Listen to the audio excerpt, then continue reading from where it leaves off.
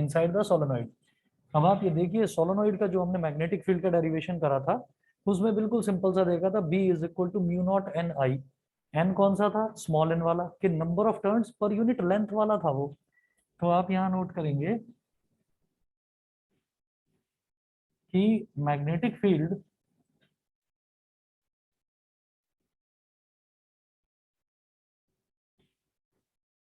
inside a solenoid is B is equal to mu naught Ni. B is equal to mu naught Ni, where small n ये क्या होता है? Number of turns per unit length, number of turns per unit length। और capital N क्या होता है? Total number of turns in the solenoid. तो बस ये याद रखिएगा कि स्मॉल एन और कैपिटल एन में क्या फर्क होता है। गलती से भी यहाँ कैपिटल एन मत लगा देना, यहाँ स्मॉल एन आता है। तो स्मॉल एन का मतलब नंबर ऑफ टर्न्स पर यूनिट लेंथ। यूनिट क्या होती है? लेंथ की यूनिट। जो एसआई यूनिट होती है वो मीटर होती है, कि भाई 1 मीटर में कितने टर्न्स हैं। तो मुझे कैसे करना होगा, आप ये देखिए कि इससे पहले वाले क्वेश्चन से उलट है ये। क्यों? हाँ, सोलेनोइड ऑफ लेंथ 0.5 मीटर, तो सोलेनोइड की लेंथ दे दी 0.5 मीटर, और इन्होंने बोला is made up of 500 turns, यानी कि कैपिटल एन दे रखा है। तो small N is equal to capital N upon L. ठीक है। और कैपिटल एन क्या है? Total number. तो टोटल नंबर ऑफ टर्न्स कितने हैं? 500 टर्न्स। और 1 यूनिट लेंथ में कितने होंगे? जितनी लेंथ है लेंथ से उसको डिवाइड कर दो, तो 1 मीटर में कितने वो आ जाएंगे। समझ गए भाई? टोटल नंबर ऑफ टर्न्स हैं 500, और लेंथ कितनी है सोलोनॉइड की? टोटल लेंथ कितनी है? वो टोटल लेंथ है 0.5। तो 1 मीटर में कितने होंगे, बस ये बताना। कितना? 1000 हो गए। तो ये हो गया पॉइंट गया, और ये सीधा सीधा 1000 आ गया। तो ये जो 1000 है इसको हम क्या लिखेंगे? 1000 टर्न्स पर मीटर। ठीक है। तो याद रखना ये जो स्मॉल एन है ये होता है टर्न्स पर मीटर। ठीक। तो सीधा सीधा टर्न्स मत रख देना उस फॉर्मूले में। और एक चीज और इसमें कंफ्यूजिंग रहेगी कि वो बार बार रेडियस देते हैं सोलोनॉइड का, बार बार हर क्वेश्चन में आप देखिएगा रेडियस देते हैं, जिसका कोई लेना देना नहीं होता क्वेश्चन में। सीधा निकलता है सोलोनॉइड का, रेडियस का कोई काम नहीं होता। तो आप क्या करेंगे? स्मॉल एन मेरे पास आ गया, स्मॉल एन आ गया, म्यू नॉट की वैल्यू मैं जानता हूँ 4 पाई इंटू 10⁻⁻7 होता है। और कैपिटल आई कितना दे रखा है? 5 एम्पियर। हो गया काम। I is equal to 5 ampere.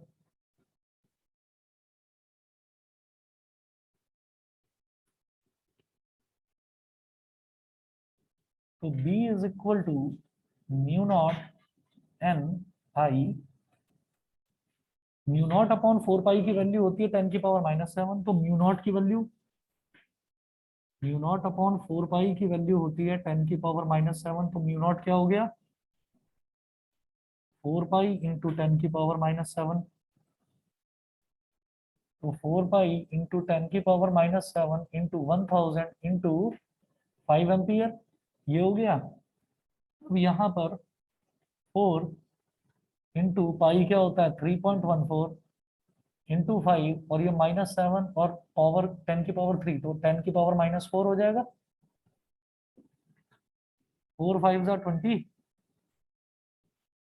Into 3.14 into 10⁻⁻4।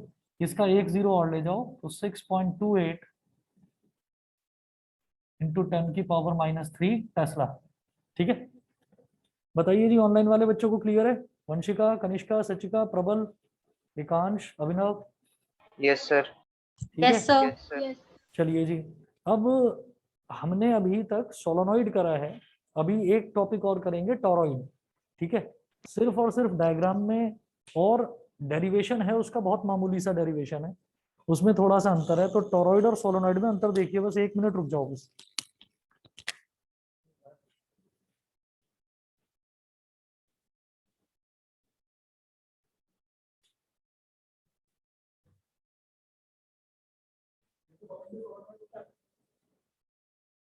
अगर सीधे वायर को पंच कर दिया जाए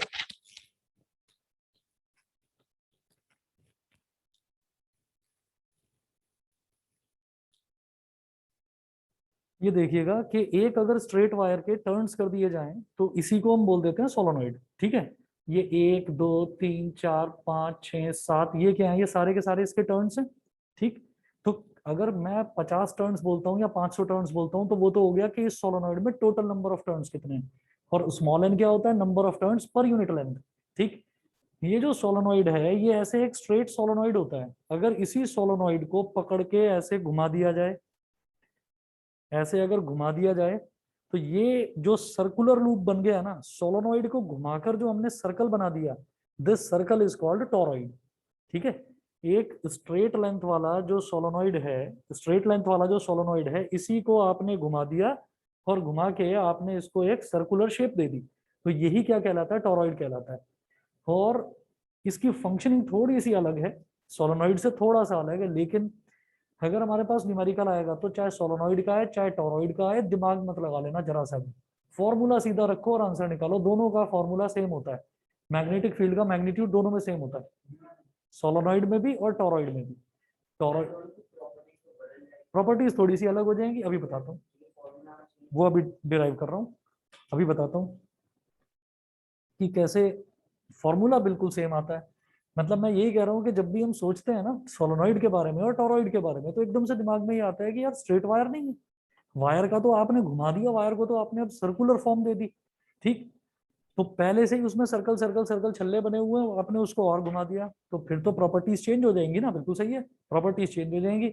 लेकिन न्यूमेरिकल आएगा तो बिल्कुल नहीं सोचना उसमें, सीधा फॉर्मूला लगाना सोलोनॉइड वाला ही, सोलोनॉइड की तरह ही सोचना और कर देना, रिजल्ट बिल्कुल सही आएगा, बिल्कुल भी गलती नहीं होगी। देखिए, टोरॉइड को टोरॉइड भी बोल देते हैं या टोरॉइडल सोलोनॉइड भी बोल देते हैं। नोट करिएगा, magnetic field due to a toroidal solenoid, magnetic field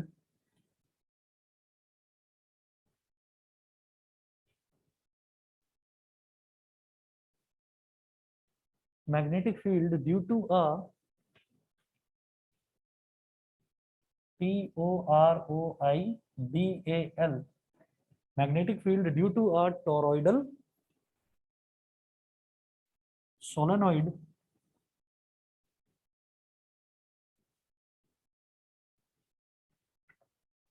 toroidal solenoid और सिंपली टोरॉइड,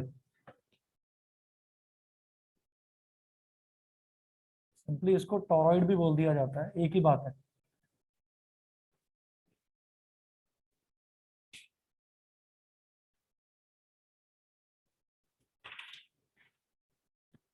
नोट करिएगा, अ solenoid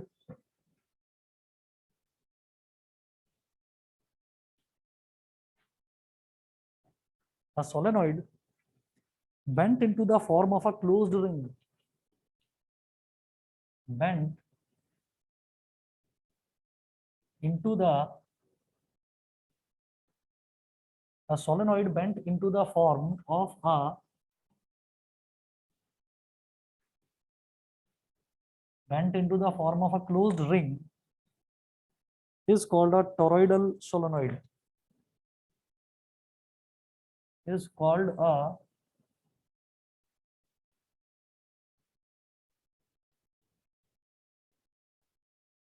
is called a toroidal solenoid,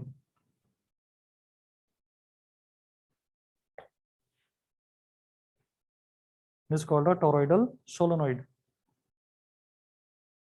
अब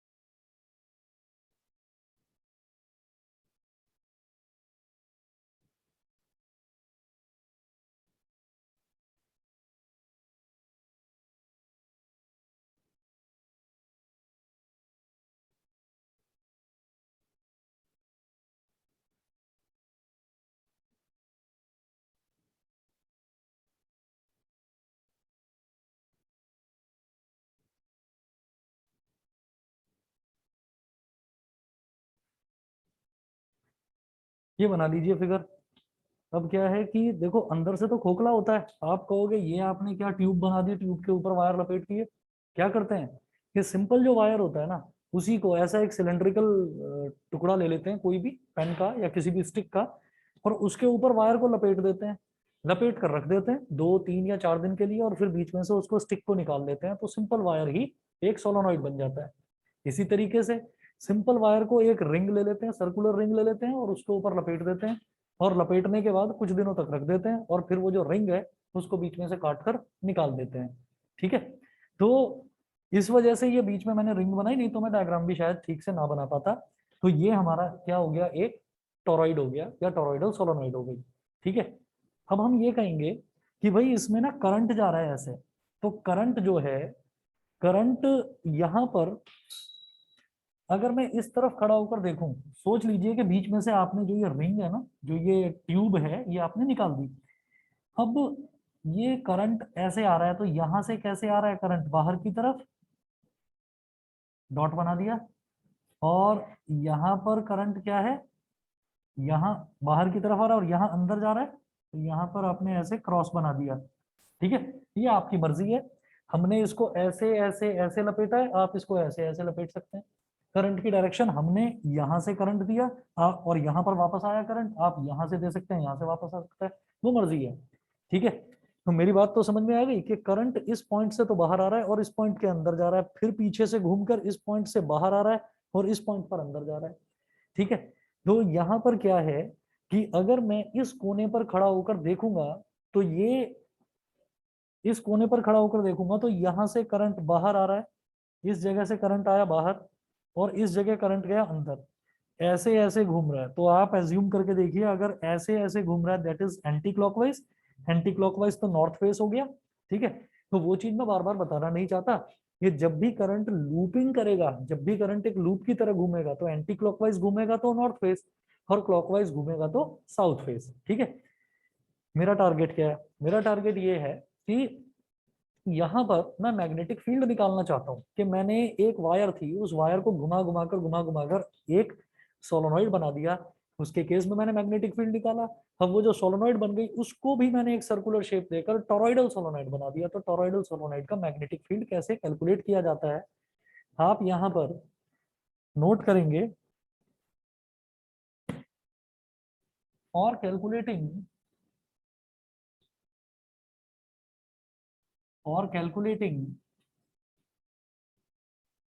the magnetic field of a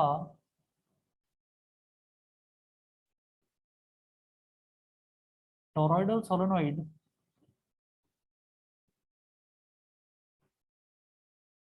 we can actually study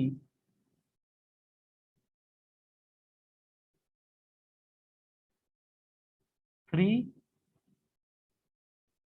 empyrean loops. 3 Amperian loops बड़े आराम से हम समझ सकते हैं कैसे। मैंने ये कहा कि एक तो यहाँ इस टोरॉइड का जो ये सर्कुलर पूरा एक स्ट्रक्चर बन गया ना, एक तो इसके अंदर एम्पीरियन लूप बन जाएगा। एम्पीरियन लूप क्या होता है कि एक हाइपोथेटिकल लूप, एक इमेजिनरी लूप, कि वहां पर मैग्नेटिक फील्ड कितना होगा, एक तो वो। एक क्या होगा, ये जो सर्कुलर स्ट्रक्चर बना हुआ है इसके बीच में से एक निकल जाएगा, एक एम्पीरियन लूप ऐसे, और एक इसके बाहर। तो 3 बन सकते हैं। एक बनेगा in the open space interior to the toroid, एक बनेगा इनसाइड द टोरॉइड, और एक बनेगा in the open space exterior to the toroid, toroid के बाहर। समझ गए। तो 3 केसेस समझ में आ गए एम्पीरियन लूप से। नहीं। नहीं। अच्छा, मैं बताता हूँ कि जैसे हमने ये कहा कि ये हमारे पास एक टोरॉइड है, तो टोरॉइड का यहां से ये ऐसे घूम रहा है, यहां से ऐसे घूम रहा है, तो आपने ना ऐसे बना दिया,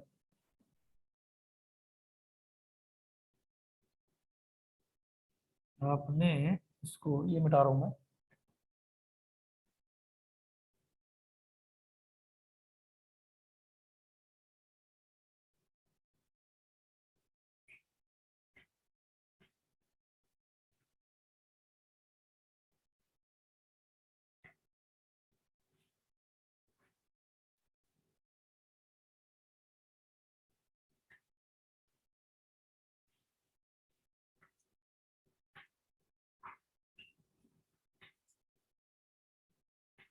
एक एम्पीरियन लूप तो ये टोरॉइड है, मैंने इसके ऊपर वो सर्कुलर रिंग्स नहीं बनाए हैं, मैंने ऐसे ही बनाकर छोड़ दिया है कि ये एक टोरॉइड है।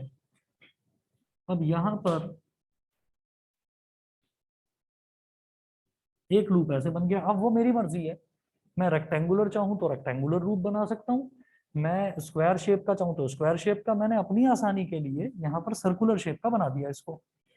तो एक एम्पीरियन लूप तो ऐसे बन सकता है, एक टोरॉइड के बीच में से निकल सकता है, मतलब एक ऐसे बन सकता है, ठीक है। और एक टोरॉइडल लूप क्या बन सकता है, एम्पीरियन लूप, सॉरी,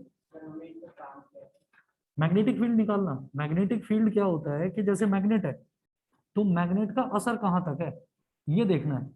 मैग्नेट का असर कहाँ तक है, मतलब कहाँ तक वो किसी भी मैग्नेटिक मटेरियल को खींच सकती है अपनी तरफ, उसी को मैग्नेटिक फील्ड बोलते हैं। तो मैं कहूंगा क्या इसके बीच में हो सकता है कुछ मैग्नेटिक फील्ड, तो इतना सा एक एरिया स्टडी करेंगे, उस एरिया को ही मैं एम्पीरियन लूप बोल देता हूँ। फिर मैं देखूंगा कि इस एरिया में क्या कोई मैग्नेटिक फील्ड है तो उसकी वैल्यू कितनी है, ठीक है। जो टोरॉइड है, टोरॉइड के बीच में एक लूप ले लिया कि क्या इस लूप में कोई मैग्नेटिक फील्ड है, अगर मैग्नेटिक फील्ड है तो उसकी वैल्यू कितनी है, और क्या टोरॉइड के बाहर है कोई मैग्नेटिक फील्ड। तो ये तीन मैंने एरिया कहे, उसके अलावा तो और कोई चौथा एरिया हो नहीं सकता, ठीक है ना। या तो अंदर एक छल्ला बन जाएगा कि इसमें, मतलब एक एरिया बन गया, या तो इसमें बताओ मैग्नेटिक फील्ड, या बीच में बताओ, या फिर बाहर बताओ। बताइए, क्लियर है? हाँ, समझ गए ना? बताइए बेटा, ऑनलाइन वाले बच्चों को क्लियर है? Yes sir. हाँ। अब यस सर। एक, ओके ओके, अब एक चीज और करनी है इसमें, देखिएगा। अब यहाँ पर मैं क्या करने वाला हूँ कि मैंने यहाँ पर ये जो इसके सर्कुलर रिंग्स थे वो नहीं बनाए, ठीक। तो मैं क्या करूंगा, मैं ये कह दूंगा कि यहाँ जो अंदर वाला है ना, अंदर वाले हिस्से पर मैं क्रॉसेस बना दूंगा, क्रॉसेस बना दूंगा ऐसे छोटे छोटे।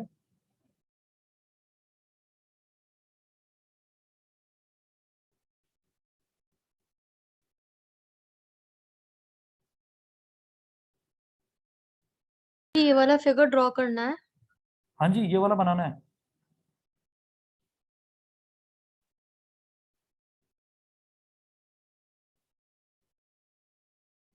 और जो बाहर वाला पोर्शन है, यहाँ पर मैं डॉट्स बना दूंगा, तो इसी पर बना दो डॉट, एक,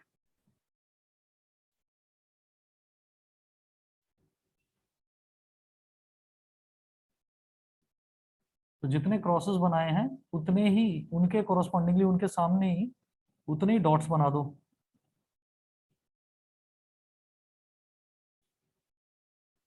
हो गया। तो डॉट्स का मतलब क्या है कि इस जगह से जो वायर है, जो वायर लिपटा हुआ है, वो वायर लिपटा हुआ मैं बनाना नहीं चाह रहा फालतू में, और कॉम्प्लिकेटेड फिगर बनेगी, तो वो हम नहीं बना रहे हैं, ठीक। तो यहाँ पर जो डॉट्स हैं, डॉट्स का मतलब क्या है कि यहाँ पर जो वायर लिपटा हुआ है उसमें करंट बाहर की, मतलब आउट ऑफ द पेज आ रहा है, और यहाँ पे अंदर की तरफ, मतलब ऐसे ऐसे लिपटा हुआ है, ठीक है। करंट की डायरेक्शन दिखा रहे हैं ये डॉट, इज डॉट्स और क्रॉस। उसके बाद there can be 3 Amperian loops, फिर आप ना तीनों केसेस लिखेंगे। तो फर्स्ट केस, और मैं थोड़ा इसको इस तरफ लिखूंगा, दिखाई दे जाएगा ना।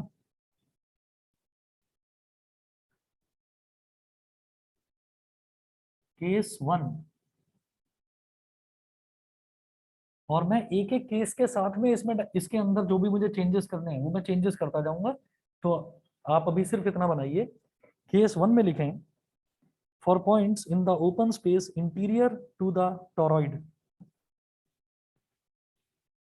फॉर पॉइंट्स इन द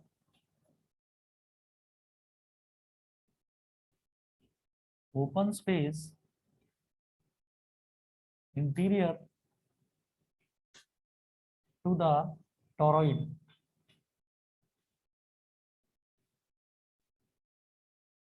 पहले नोट कर लीजिए, समझ तो जाएंगे ही अपने आप। नोट करें, let b1 be the magnitude of the magnetic field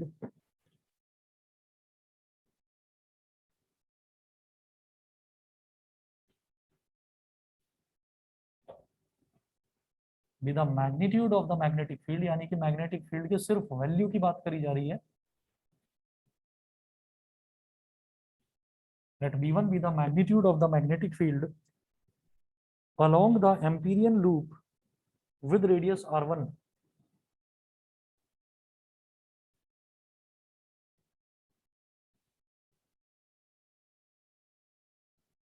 Amperian loop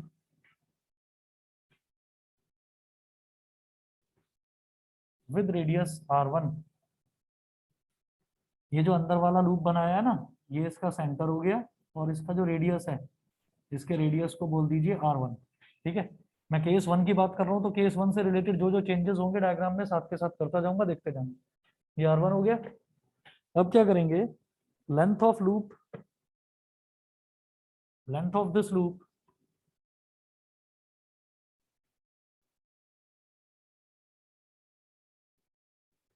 length of this loop, इस लूप के लेंथ को आप L1 बोल दीजिए, और लूप का लेंथ क्या होता है, सरकमफ्रेंस के बराबर। कितना सरकमफ्रेंस होगा, 2πr1। ठीक है, तो length of this loop L1 is equal to 2πr1। उसके बाद as the loop encloses no current, therefore I1 is equal to 0, या I बोल दीजिए simply, I is equal to 0। इस लूप के अंदर कोई करंट तो है ही नहीं। करंट कहां पर था, यहां से निकल रहा था वायर और यहां पर जा रहा था, तो यहां तो करंट है ही नहीं इसके अंदर। तो करंट कितना है, 0। बाहर वाले में है, पता है क्यों, क्योंकि बाहर जो करंट होता है मैग्नेटिक फील्ड में, हम हमेशा करंट एनक्लोज निकालते हैं, लूप के अंदर कितना है करंट। इधर तो लूप के अंदर बिल्कुल भी नहीं है। यहाँ जो बिल्कुल बाहर वाले की बात कर रहा हूँ, तो बाहर वाले में है, बाहर वाले में करंट दो वे वाला करंट है, मैं उसको समझाऊंगा अभी। 2 वेज करंट है वहां पर। ठीक है, आता हूँ अभी उस पर। तो हम ये कहेंगे कि इस लूप के अंदर तो करंट है ही नहीं। तो मैंने बोला कि आई इज इक्वल टू 0 हो गया। दोबारा बोलो, यहां पर ना, यहां पर कुछ नहीं होगा, क्योंकि करंट एनक्लोज, करंट नहीं है ना, इन्फ्लुएंस छोड़िए, इन्फ्लुएंस की तो बात हम कर रहे हैं, इन्फ्लुएंस ही तो मैग्नेटिक फील्ड कहलाता है ना। करंट का इन्फ्लुएंस मैग्नेटिक फील्ड ही तो होता है। तो हम ये कहेंगे कि इन्फ्लुएंस तो होगा, इन्फ्लुएंस में निकालना चाह रहा हूँ, लेकिन करंट कितना है, करंट तो है ही नहीं ना, करंट तो 0 है। करंट मतलब फ्लो ऑफ इलेक्ट्रॉन्स, तो वो तो यहाँ पर कुछ हो ही नहीं रहा। अब जरा देखेंगे कि ये L1 हो गया, ये I हो गया, बाई एम्पियर्स सर्किटल लॉ,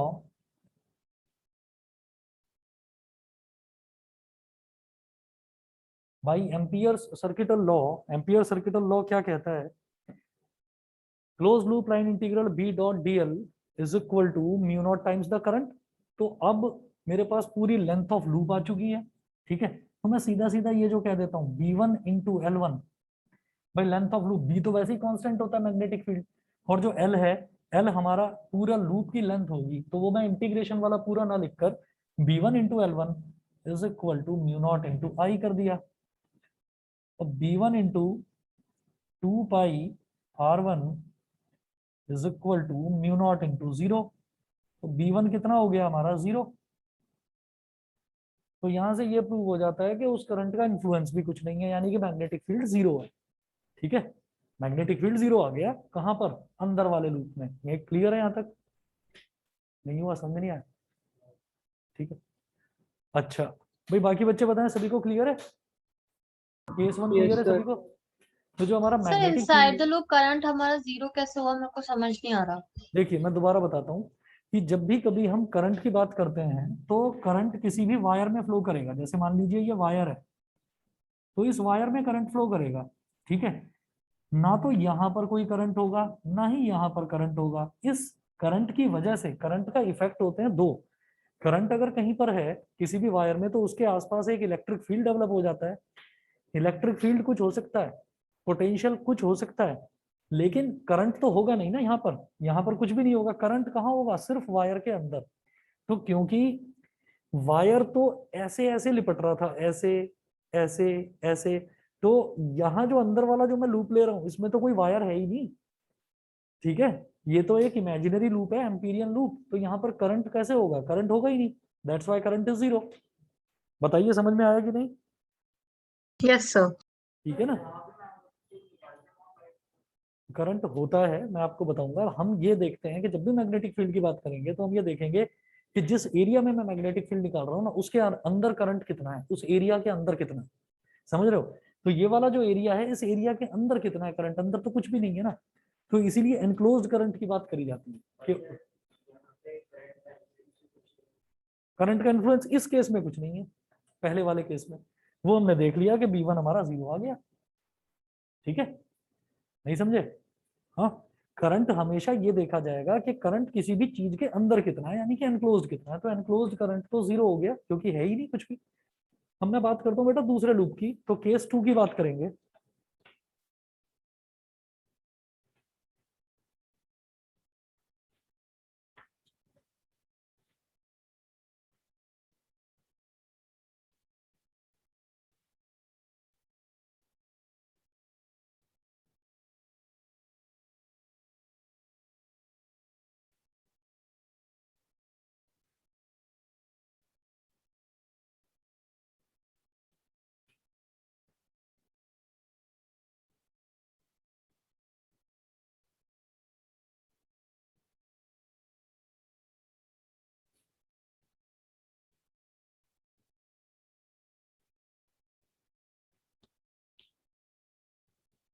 चलिए जी, अब केस 2 देखिएगा।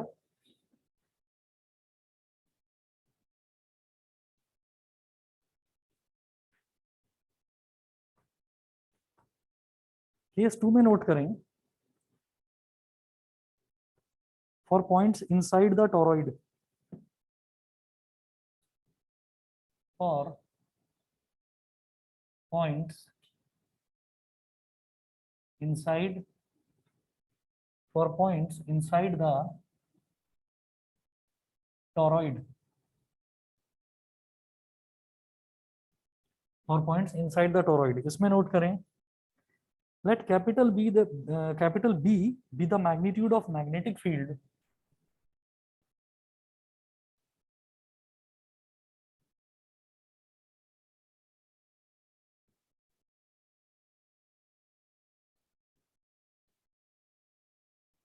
let capital B be the magnitude of magnetic field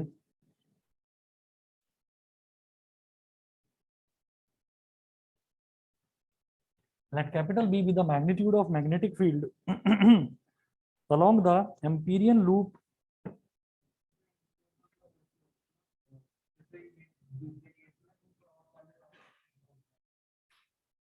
case 2 की बात कर रहे हो या अभी मैंने जिस केस 2 की बात कर रहा हूँ अभी बता रहा हूँ, रुको एक minute. along the loop with radius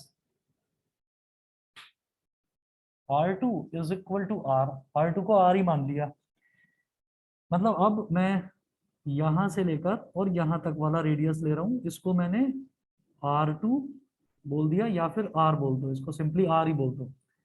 ठीक, इसके बाद यहां पर आप ये कहेंगे length of this loop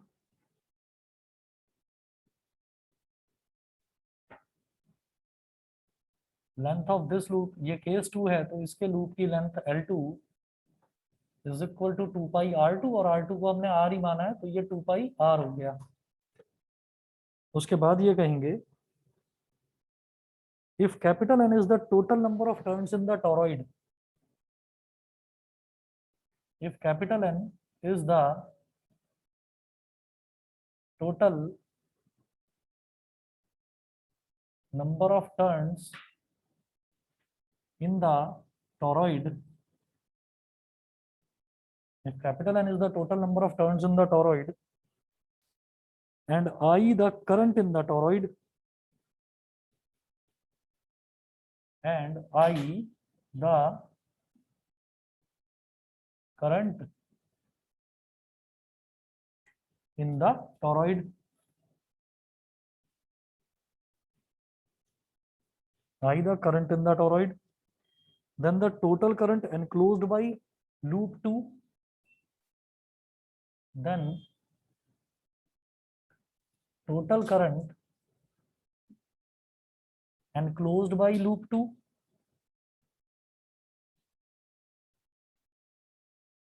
is equal to N into I, capital N into I, ये हो गया। अब देखिएगा लूप 2 में कितना करंट आपको दिखाई दे रहा है? अगर मैं लूप 2 को स्टडी करना शुरू करता हूँ यहाँ से, इस पॉइंट से, तो मैं कह रहा हूँ कि अच्छा ये एक करंट जा रहा है आई, एक करंट ये जा रहा है आई, एक करंट ये जा रहा है आई, एक करंट ये जा रहा है आई। तो कब तक काउंट करूंगा? काउंट मत करो, ये देखो टोटल नंबर ऑफ टर्न्स कितने हैं।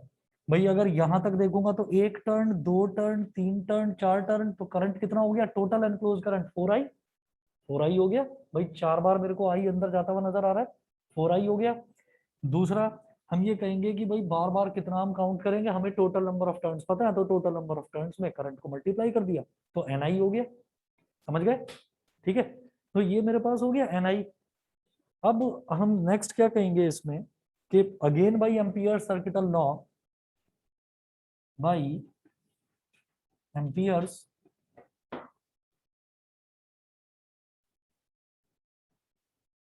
सर्किटल लॉ, जैसे यहाँ क्या कर रहा था B1 इंटू L1, तो यहाँ क्या करेंगे B2 इंटू L2, जिसको B2 ना मानकर हमने सिर्फ B ही मान लिया है, तो B into L2 is equal to mu not into I. तो यहाँ पर करंट कितना है? Ni, तो म्यू नॉट इंटू Ni। ठीक है, अच्छा, अब B इंटू L2 कितना है? हाँ, अच्छा, B इंटू L2 कितना है? 2 pi r is equal to mu not an I, mu not an I. अब 2 पाई r को नीचे ले जाओ, तो B is equal to mu not an I upon 2 pi r। एक तो ये लिख लीजिए, B mu not an I upon 2 pi r। दूसरा आप कहेंगे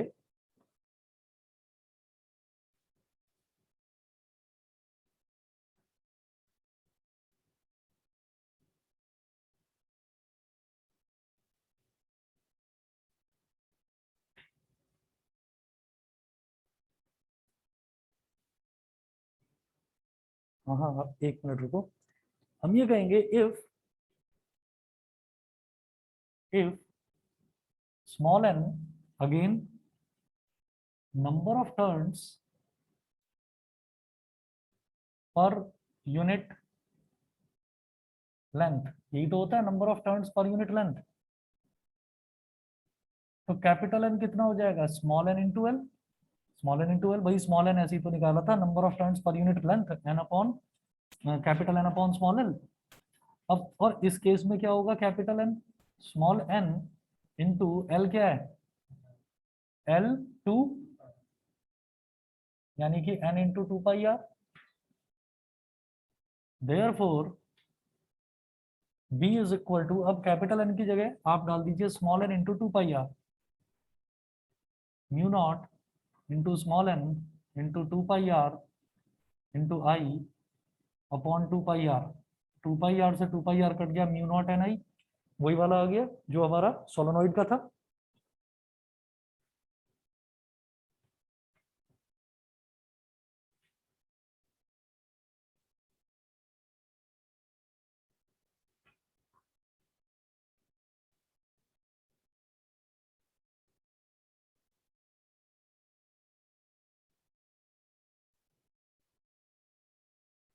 चलिए, इसके बाद B is equal to mu not an I, मतलब टोरॉइड के अंदर जो हमारा मैग्नेटिक फील्ड होगा वो ये होगा। फिर बात करेंगे केस 3 की। केस 3, केस 3 में लिखना कि for points in the open space exterior to the toroid, Aryan समझ में आ रहा है? For points in the open space exterior to the toroid,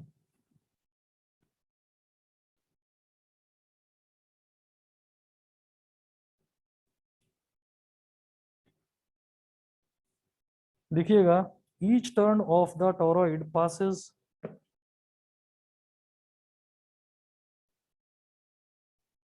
each turn of the toroid passes twice through the area enclosed, twice through the area enclosed by Amperian loop 3, by Amperian loop 3। और यहां से कहानी clear हो गई होगी। आप ये देखो कि जब मैंने एम्पीरियन लूप 2 की बात करी थी तो लूप 2 में क्या था, लूप 2 में एक बार करंट एंटर कर रहा था, 2 बार, 3 बार, 4 बार, कितनी बार कर रहा था, n टाइम्स। तो इसलिए टोटल करंट कितना हो गया था, कैपिटल N इंटू आई, ये हो गया। अब लूप 3 जो है, जो बिल्कुल बाहर वाला लूप है, इसमें अगर मैं इस पॉइंट से स्टार्ट करूं तो यहाँ पर ये करंट एंटर कर रहा है और ये करंट बाहर आ रहा है। एंटर करने वाला करंट अगर पॉजिटिव है तो बाहर आने वाला करंट नेगेटिव, तो आई माइनस आई कैंसिल हो गया। ऐसे ही अगले लूप के लिए भी आई माइनस आई कैंसिल, ऐसे ही अगले टर्न के लिए भी आई माइनस आई कैंसिल। तो टोटल करंट एनक्लोज्ड कितना होगा इसमें, जीरो। ठीक है भाई, जितना करंट एंटर कर रहा है किसी भी पॉइंट पर उतना ही करंट बाहर आ रहा है। ठीक है, तो हम यही कहते हैं कि जब भी हम करंट्स को सम अप करते हैं, टोटल निकालेंगे, तो टोटल निकालते टाइम जो एक डायरेक्शन में जा रहा है करंट उसको पॉजिटिव ले लिया, दूसरे को नेगेटिव ले लिया, चाहे तो उल्टा करो, अंदर जाने वाले को नेगेटिव ले लो तो बाहर आने वाला पॉजिटिव। तो करंट जो है वो तो अपनी डायरेक्शन के हिसाब से ऐड होता है। तो इसी वजह से each turn of the toroid passes twice through the area enclosed bye Amperian loop 3। अगला पॉइंट नोट करेंगे इसी में,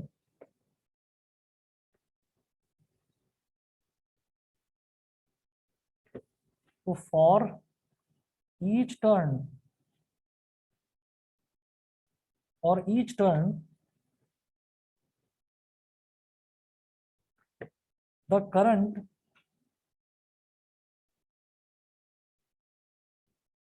for each turn current coming out of the paper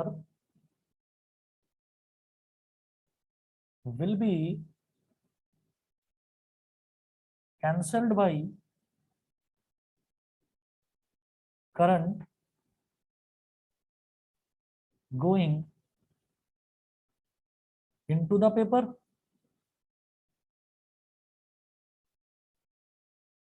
So I is equal to 0, therefore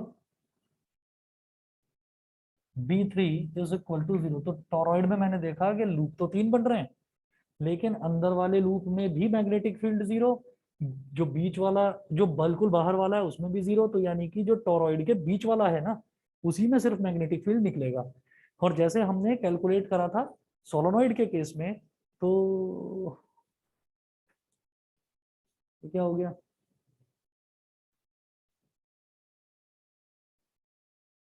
अनुवा समझ में आ गया।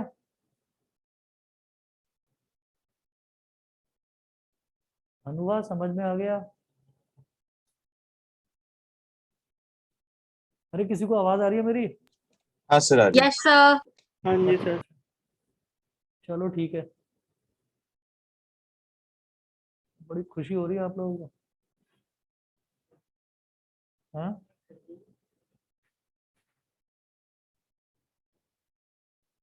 अनुवा मेरी आवाज आ रही है?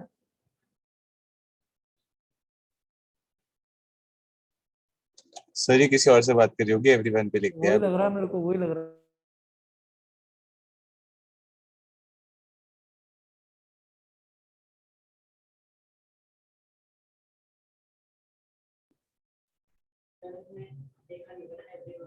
चलिए ठीक है, कोई बात नहीं। चलो, तो इसके बाद नेक्स्ट टॉपिक नोट करेंगे बेटा, magnetic force on a moving charge. Magnetic force on a moving charge, कि अगर कोई मूविंग चार्ज है तो उस पर क्या मैग्नेटिक फोर्स लगती है। हमने अभी तक सिर्फ यही देखा है कि करंट पास कर रहा है किसी स्ट्रेट वायर में तो मैग्नेटिक फील्ड कितना, करंट पास कर रहा है किसी सोलोनॉइड में तो मैग्नेटिक फील्ड कितना, करंट पास कर रहा है किसी टोरॉइड में तो मैग्नेटिक फील्ड कितना। हम ये देखना चाह रहे हैं कि अगर कोई चार्ज और वो मूव कर रहा है इधर से उधर, तो उस पर मैग्नेटिक फील्ड कितना होगा ये देखना चाह रहे हैं। हाँ जी, नहीं समझ में आया। हाँ, अच्छा वो उतना अपने सिलेबस में नहीं है, बल्कि एक साल तो टोरॉइड हट भी गया था सिलेबस में, अभी दोबारा इंट्रोड्यूस हुआ है, इस वजह से कराया, पिछले साल तो कराया भी नहीं था ये। सिलेबस में बस इतना ही है, वो एक्सेस वाला, परपेंडिकुलर वाला, वो सब कुछ नहीं, वो नहीं करना। ना, सिलेबस में नहीं है तो फिर पढ़ के क्या करना।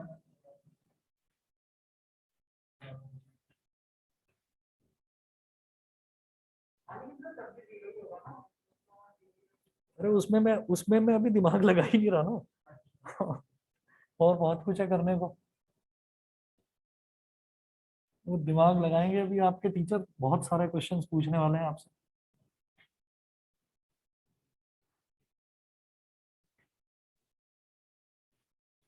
चलिए जी, magnetic force on a moving charge, तो अगर कोई मूविंग चार्ज है तो उस पर मैग्नेटिक फोर्स कितना लगेगा।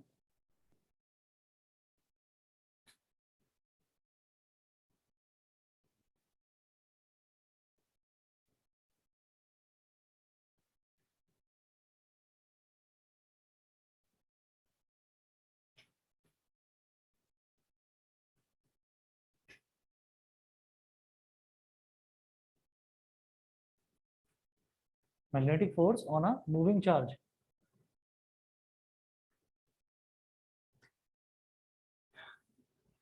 यहां नोट करेंगे।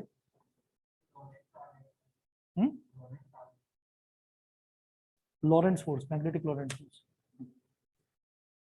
Suppose a positive charge Q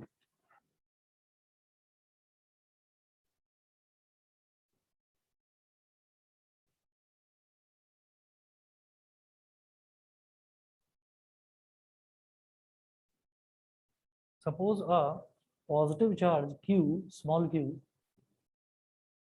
positive charge small q with velocity v vector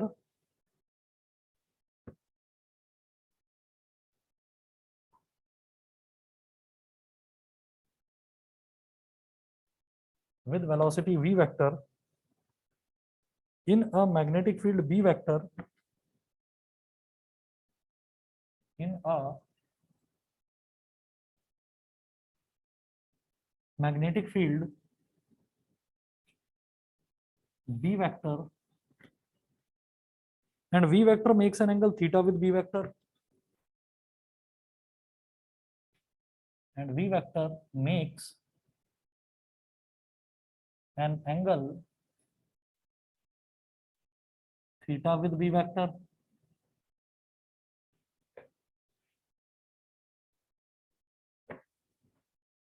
bracket में लिख देना शोन इन फिगर, अभी फिगर बनाकर समझाऊंगा। और नेक्स्ट पॉइंट लिखें, it has been found from experiments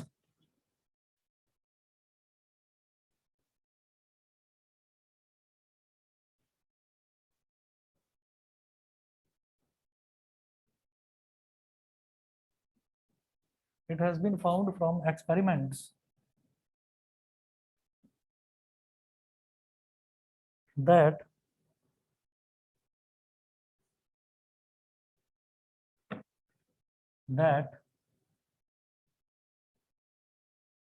the moving charge Q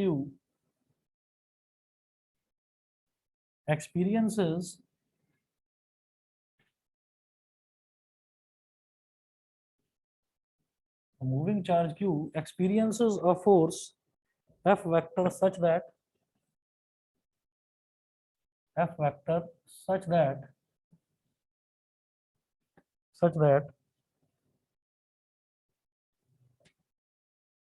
first है the force is proportional to the magnitude of the magnetic field.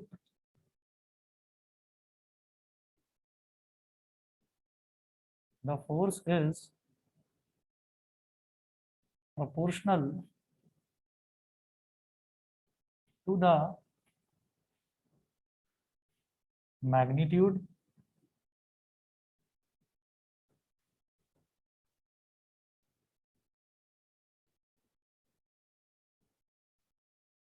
of magnetic field F is directly proportional to B,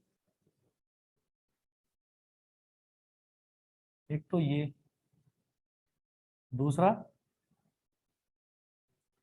force is proportional to charge,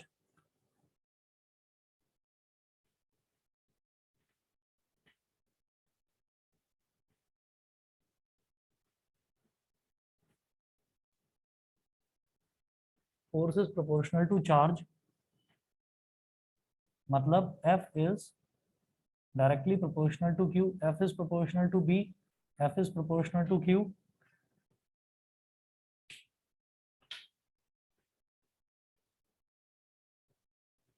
और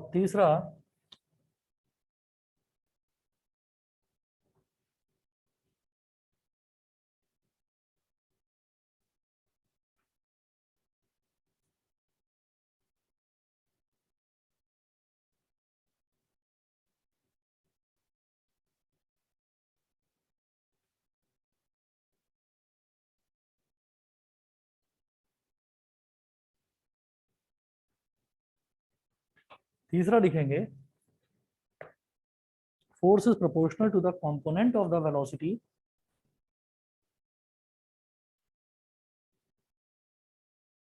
force is proportional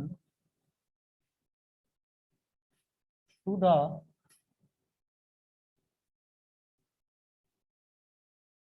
component of velocity proportional to the component of velocity v in the perpendicular direction of field B, in the perpendicular direction of field B, मतलब F is directly proportional to V sin theta, directly proportional to V sin theta. Combining all these factors,